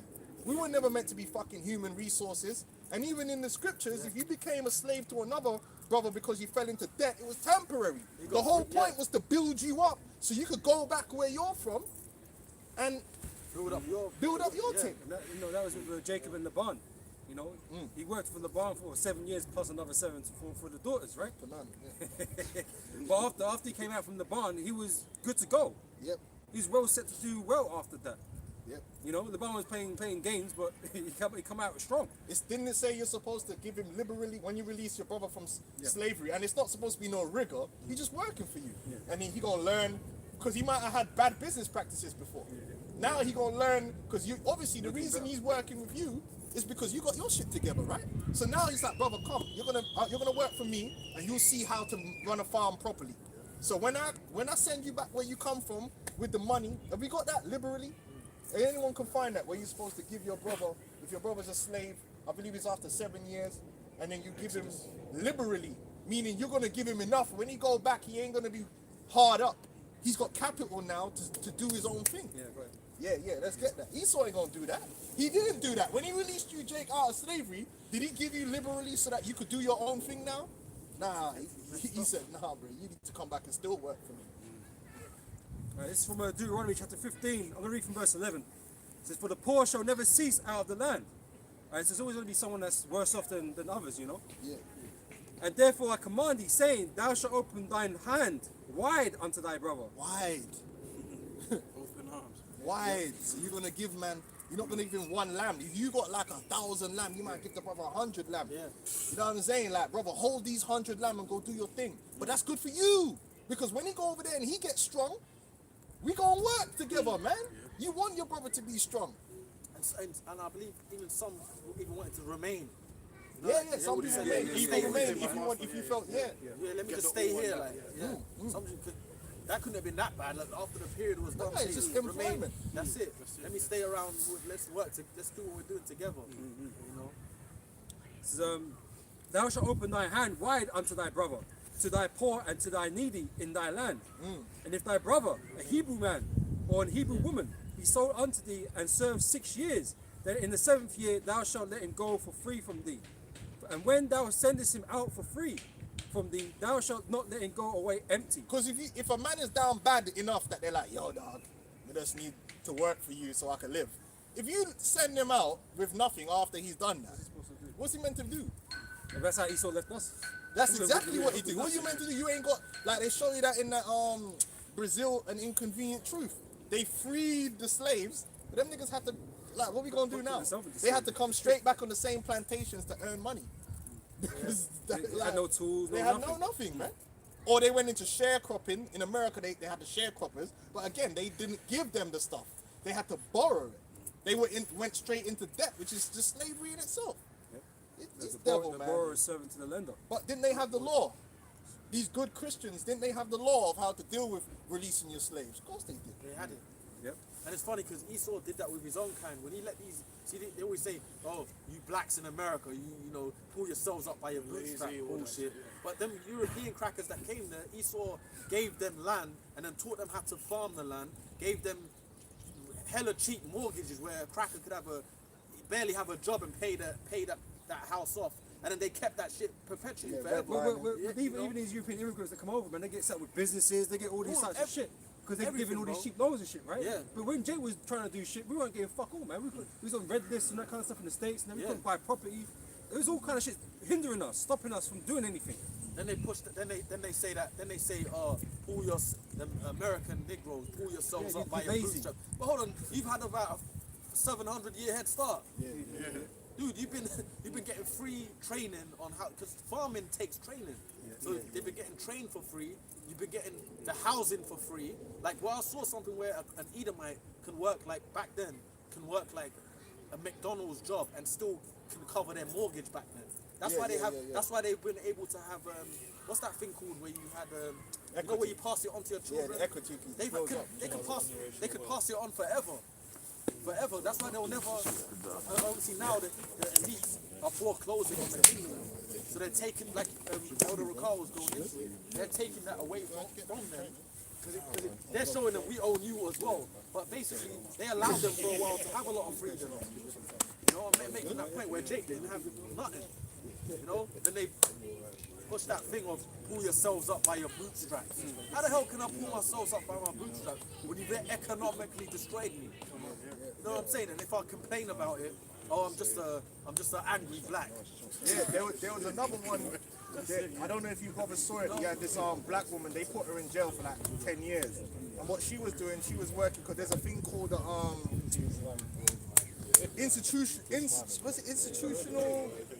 a verified. What's it called? A verified investor. Hey brother, what's it called when them guys you have to have over $1 million in assets and you could become an investor? What's it called again? Is it verified investor or something? It's a term, I forgot the term, but basically like that's how you're able to invest in like up and coming companies before they hit the stock market. And that's how you make big money. Like you could put a small amount of money in there and it'll be massive. Like imagine buying Apple stocks before it even, when it's like for pennies, yeah? But what they do is they make laws where they basically say that you have to have $1 million accredited. You have to have $1 million in assets to become an accredited investor in order to put your money into a company like that. $1 million. But you don't need no money to go down to the bookies and bet on them horses or bet on them. That's cool. But they say it's too risky to allow someone like us to put money into these companies at a startup level. So then what this nigga woman was doing is she was gaming the system. People would come and they ain't got the $1 million. Jake would come, they ain't got the $1 million. They might only have 200 grand or whatever, but she'll get them in. And these guys were killing it because they knew what they were doing. They were finding businesses to invest in, and you're investing for pennies, and then the stock goes up to like crazy. That's how you're making the big money, right? It's like one of those companies, one of them guys that helped Nas get into that doorbell company before it blew up. You know, the doorbells with the camera? Nas invested in it early. So he got like 100 mil. Right. Only because he had to connect. And the reason he could do that, accredited investor. You understand? Because he would have already had the assets. So she was helping them. They found out she was doing that. Them guys didn't lose their money. They made money. No, they said, but they're not accredited. You've broken the law.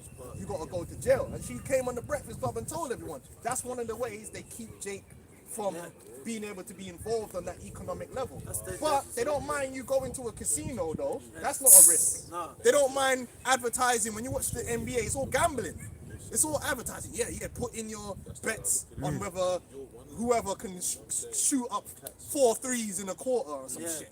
They don't mind you spending your money like that. You said it earlier, it's rigged. DraftKings and all that. You said it earlier, it's rigged, man. It's rigged. It's all rigged. Yeah. But Ella's point, the Because really, it's not that difficult. What Esau's doing is investing. You know the companies are going to increase, Yep. especially now. You can go on the stock market now. If you invest in renewables, you're going to make money. Yeah. Little electric car company, you're going to make money. So it's not difficult what Esau's doing. Oh, another But thing. they design the game so where you can't get in. Again, 10% of the population owns 90% of the stocks. So they're running that game. Innit? But anyway, let's continue. Deuteronomy 15 and 13 again. When thou sendest him out for free, thou shalt not let him go away empty. Thou shalt furnish him liberally out of thy flock and out of thy floor and out of thy winepress of that whereof the Lord thy God hath blessed thee. Thou shalt give unto him. Right, because you can't do nothing. This whole idea of I made something out of myself, nothing. That's bullshit. No one's ever done that on the history of the planet. You cannot make something. You ain't the Most High. Yeah, you can't sit there with nothing in your pocket, yeah, and then you just make yourself into. It doesn't work like that. You need something, a raw ingredient or a base amount of capital or a skill plus all of that together to do something. How do we know that? When we came out of Egypt, did we come out of Egypt empty-handed? No, we spoiled the Egyptians. Why? Because you need capital. Took their wealth. You need something in your pocket. The Lord's like, listen, don't worry, I got you. You need capital, you need skills, but you need capital to build on. You need capital to work with. He didn't say come out rock pocket. Rock pocket Israelites. Take theirs, take me. But that's what the Lord said with these elites. James 5. Oh. Yeah, exactly. Yeah, that's why in the kingdom, we're not going to start the kingdom with nothing. We're going to have our things. Go on, I know you got it, man. Yeah, James chapter 5. I'm going to start from the top. It says, go to now, ye rich men, weep and howl, for your miseries that shall come upon you. Your riches are corrupted, and your garments are moth-eaten. Your gold and silver is cankered, and the rust of them shall be a witness against you, and shall eat your flesh as it were fire. Ye have heaped treasure together for the last days. Behold, the hire of the laborers, who have reaped down your fields, which is of you kept back by fraud, crieth, and the cries of them which have reaped are entered into the ears of the Lord of Sabaoth. These man is so wicked. Even you brothers know about the whole big starting your own business shit. The reason even a good business model fails is usually down to liquidity and capital. And that's the difference between an Edomite that dad has crazy money. He could start a business, and whenever that first year or two, when your business is not, it's good, but it's not got the thing, your dad's like, here's another 500 grand, here's another million. It's nothing. And that keeps you going to, now the business starts revving up like an engine. Well, you're a Negro. Your business is good. You start going low on liquidity, you got to go to the bank to get a loan. The bank's looking at you thinking, right, if we give him this loan now, it might boom. He gonna be all right, maybe. Let him suffer a little bit. Sell the business. Now you sell it to someone else, and they got the capital, they build it up. That's how it works. A lot of these Edomites just predatorily just look around. That's a good business. They say that. I'm sorry. That's what Google does. Yeah. Google does. Like there'll be a company, somebody's come up with a company, they ain't got capital. Google just goes around buying companies. Buying up. There's a lot of good businesses that have got liquidity problems. You just go buy it up. You got the money. That's what I wanted to make. What you just said. Netflix is still not profitable. Yep. Netflix is still not profitable, but they still got the money coming in, so they can still strong that product. Liquidity. It's all about liquidity, man. And Jake ain't got no liquidity because your uncle's poor. That's Esau and slavery. You ain't got no. Jake made the inventions. Esau just patented it, copyrighted it. Is that what it's called? Copyrighted. But they just make the money off of your idea. They can just come in. You know the copyright thing. Now, if you work for a company, let's say you work for a big tech company, you come up with an idea. In their laws, in their contract, that's not your idea. That's the company's idea. You can't even make bread off it. Yeah, it's crazy. And we know. See, this Esau's funny because Esau just makes shit up as he goes along too. He can just write new laws. He can write a new law today. But that just shows you what we were just saying about they own the ideas and that's because he owns you. That's what it You is. signed the contract, you're part of this company. You're owned by him. That's what it is, you know? And look, he owns us because we are free in our mind. But look, we're owned because we have birth certificates. We got motherfucking national insurance numbers, all this stuff. You know that all binds you. Licenses, this, that, and the other. We're bound under his system by today. It's how do you work by paperwork? We're slaves. We're contractual slaves, man. Everything that we own is lent to us, man. It's not our own, man. Esau, with his good graces, has given us these things that we have today, even though we have to fucking work bullshit to get them, you know? But these things really belong to us. You know, the things we should have, like houses and land, there's things that belong to us. But he just takes and takes and takes, you know? Well, we're going to take in the end. And that's what it's all about, getting to that position of freedom, not having to look for a job from Esau. Yeah. Beg him, come with your CV, and hoping you get picked. Of all them Negroes sitting in the, hoping you get picked in it. Well, sorry, brother. I got a quick one. Ecclesiastes 4 and verse 9. 2 are better than 1 because they have a good reward for their labor. That's it. Work together, and Jake, like that whole saying of crabs in a bucket. That's us. We're just all down bad. None of us can really help each other, and we're hurt. It hurts to try and help people. Like, oh man, I'm fucking myself. We're just messed up, man. But it's not gonna be like that in the kingdom. 100%. We're all gonna be up, which is how it should be, man. And then no one can take advantage of you. When you're down bad economically, that's when you start selling your daughters for whores. That's when you start doing mad. That's what's going on. That's what happened. Like, all this fucking bullshit, like the passport boys. The passport boys go to poor countries and fuck Latinas. Which are For Jake. cheap. It's Jake. For cheap. Them Latinas are they're prostitutes, man. Because they're broke. Like, they need that dollar that you're bringing. Yeah, but you know, they are trying to get away from that American Eve. You know what I mean? Like, No, they're trying to get fine riches they can't get in America. That's what it is. You never see poor niggas doing that. I mean, but how they gonna you don't get- see but rich yeah, niggas I doing hear that you, in I hear you, America. I hear you. The reason they do that is because you get some pot belly Jake here and he can go to Dominican Republic and you can get a fine girl for cheap. That's why he's I there. hear you, I hear you. This, That's bro, that's another conversation. but if you go on most of those videos, I know what they're- you're saying. those are prostitutes. He's going around with a camera. I know what you're saying. and No, they're I know that. I know "Ooh, that. I know papi." that. I But know that's that. not, that bitch is There doing are for hustlers everyone. over there too. I know that. I know that. I know that. That's the reality, bro. If them niggas could go to Miami and they were millionaires, they won't be. They're there. They're just broke. But they are getting out of Babylon. They're trying to get away from Babylon. Man. They're flying right back, bro. It's a sex holiday. Oh no, there is a small minority of men that are doing that, but it's sex tourism. No, you're right, because over there they are hustling like that. It's sex tourism. That's what it is. Go and watch most of those videos. The guys like, I'm here on Salsa Beach. Those are all prostitutes. They're paying them for sex. Why? But why? Because them people over there in Brazil, in Puerto Rico, they're poor. So of course they're selling the pussy. They're poor. If they weren't poor, they wouldn't need to do that. If their daddy was rich, they wouldn't be on the street looking for a nigga that's got the dollars to sell the panani. It's just the reality. When you're poor, you're in a bad way. This is Isaiah 51 and 14. The captive exile hasteneth that he may be loosed, and that he should not die in the pit, nor that his bread should fail. We're in a pit because a pit is something that you're struggling to climb out of. And like, I know you brothers were saying that earlier. Even these niggas that's making so-called money in the industries, mainly the entertainment industry, that's all we ever see. Them niggas still in a pit, and they're always trying to climb out of that pit. And they never really make it out of the pit. Then and Esau always get to a point where he starts deducting shit from them. Yeah. They're always in hell. Bro, man. the tax they go through is mad. It's crazy. And And, then they they don't, just get looked back. and Esau ends up owning their shit too.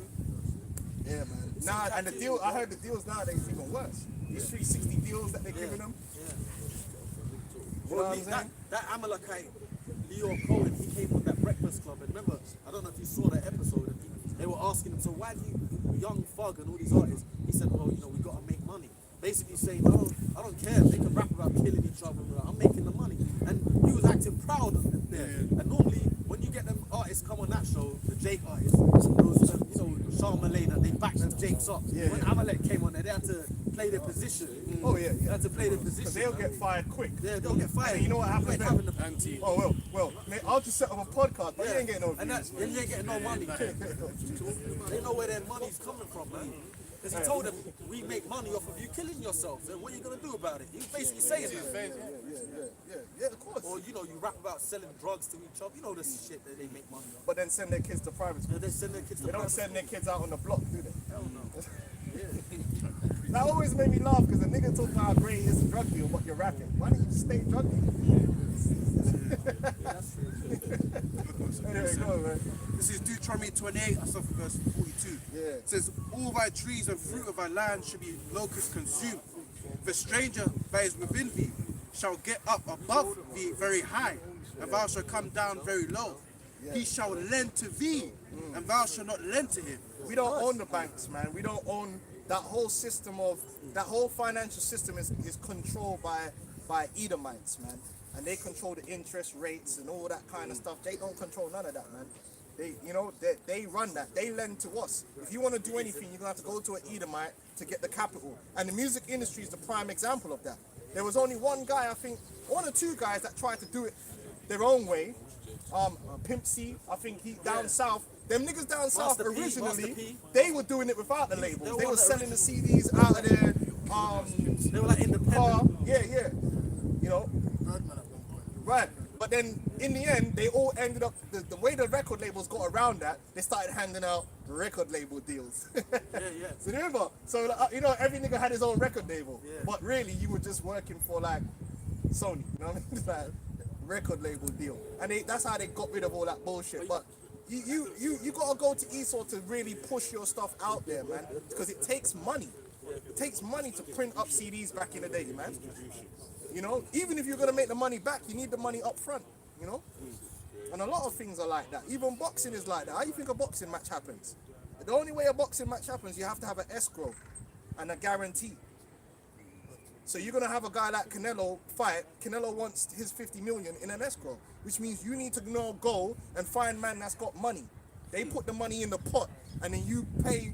That's there to pay Canelo, and then when you make the fight, you get the ticket money and all that. You work it out at the end. But if you never get that 50 mil to begin with, you can't make nothing happen. Because there's people that want to be paid up front. That's how the world was. You need money up front to make money. So sometimes you got to, if you're Jake, you have to borrow the money. Yeah. You got to borrow it. That's how we live. That's Jake, man. Hey, even the drug dealers work like that. Yeah. The re-up. They take the money up front, don't they? And then when they sell the drugs, they give man the money back, innit? And Esau's at the top of that too. Esau's at the top of that as well. It's all, you know, you gotta have the capital. Like you said, Elder Rakar, you were saying that crabs in the bucket, man. Yeah, it's messed up, man. I'm glad we don't live that way, man. Yeah, we gotta get out of that. We got a whole different spirit, man. Crabs in a bucket. That's how Jake. We still got Isaiah 53. What time is it? It's almost 5 o'clock. Almost 5. Yeah, 5:04. Alright, we're gonna close up in a bit because we gotta do another thing. Isaiah 5 and 8, yeah? Still. Yeah. Let's finish that off. Isaiah 5 and 8, it says, woe to them that join house to house, for lay field to field, till there be no place, for they may be placed alone in the midst of the earth. And that's really what you're having now, like even in London, like it's crazy, man. Private renting is crazy. There's not enough so-called council properties, and they set that up because they kind of like made everyone buy their council property, and then they went and came and bought it from everyone else. All the companies came out and preyed on them. So now it's just a situation where even in London, the Arabs and that just have own houses, right? They're not even living in them. Yeah. All over West London, there's houses owned by Arabs and the Chinese. Yeah, and they don't live in these houses, man. And then if that house is occupied, no one's living in it, supply and demand. That's why you got to pay crazy rent, because there's less houses for you to live in. And I think one of the brothers was going into, I think they're like washing their money that way too. Well, yeah, so basically the way it works is like over there, you loan money is clean money. Yeah? So you take the dirty money and you buy the house in another country. And then when you go back to your country, you use the house in that country as collateral to take out a loan so you can spend it in your country. So they can get yen as a loan based upon the house they own in London. But the house they own in London was bought with dirty money. Yeah. But then when they spend the money over there, it's clean. That explains all the houses they own. Yeah, it's clean. And the Chinese, they don't really do pensions. To boost their economy, they taught their population, don't get a pension, buy another house. That's why you got a whole bunch of cities in China that are empty and ghost. Because they, instead of getting a pension, they just buy a house. It's crazy. And no one lives there. It is so crazy. But again, it's putting pressure on the poor people not to have nothing. Well, I was going to say, but look who's at the bottom of all that. Us. Yeah. Jake, man. You be just seeing Jake through out here, man. Oh, yeah, man. Yeah, you see, we're witnessing it all, but Jake is just, we're just the paupers, man. Yep. And it's all pushing towards that chip. Yep. You know? Yep. Well, the housing crisis is real, man. Mm-hmm. Oh, yeah. Fuck. That rent, man. This is Proverbs 22 and 7. The rich rule over the poor. The rich ruleth over the poor, and the borrower is servant to the lender. The borrower is servant to the lender, man, and that's how they keep us in that state of borrowing. But in the kingdom of heaven, we ain't gonna need to borrow. We're gonna have our own resources, man. We're gonna have everything by ourselves, so we ain't gonna have to borrow from Esau for nothing, man. You know, living in debt to Esau, man, and his interest rates, man. The man can just put the interest rate up and then just totally fuck your life up, man. Well, let's finish this off. Back in Isaiah 5, verse 9. In mine ears, said the Lord of hosts, of a truth, many houses shall be desolate, even great and fair, without inhabitant. And that's what's gonna happen here. These guys have been playing the game, and like the brother brought out, that there's a lot of man laughing right now. Even through that whole sea thing that happened, a lot of men are laughing their arse off, man. They knew it was gonna happen. Because remember, when you got foreknowledge, you can position yourself. It's like how the mob used to run things. They know he's going down in the fifth. Bro, come on. You're laughing, bro. Everyone else is there watching. You're just like, listen, when the fifth comes, I'm just gonna hit the collect button, and it's like that, innit? Yep. That's basically how the elites live in this world. Insider trading. Even in America, they only now just passed a law to kind of stop the Senate, the people in the House of the Senate from owning stocks and their family owning stocks. Now imagine, you're here in a room discussing laws that are going to affect companies, and you're allowed to buy and sell those stocks. Crazy. Bro, you know, like, if you're going to pass a law that you know that company's going to benefit, that stock's going to go up. You know beforehand, you buy it on the cheap, you let the law pass. That's why all their wealth goes through the roof as soon as they get into the Congress or get into Senate.